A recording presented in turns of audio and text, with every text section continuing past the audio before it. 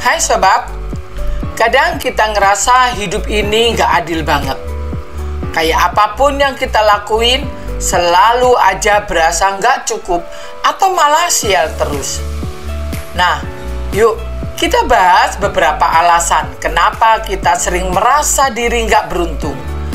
Mungkin dengan paham alasannya, kita bisa cari cara buat ngubah mindset kita jadi lebih positif.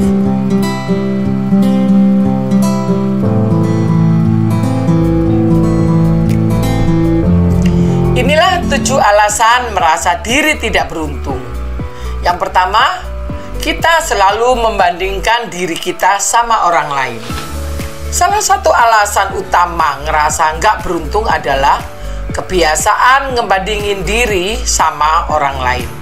Misalnya, lihat teman dapat kerjaan keren atau liburan ke tempat yang hits, kita jadi ngerasa hidup kita gitu-gitu aja.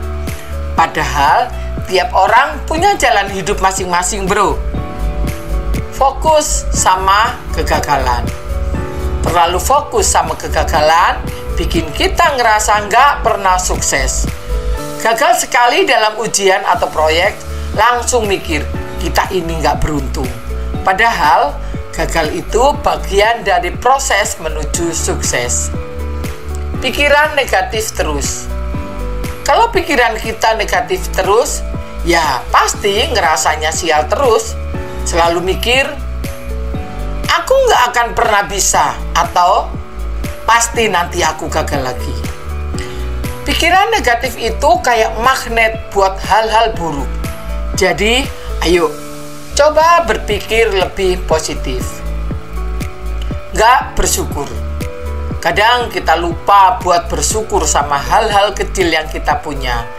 Misalnya, punya keluarga yang sayang sama kita, punya teman-teman yang selalu support, atau sekedar bisa makan enak tiap hari.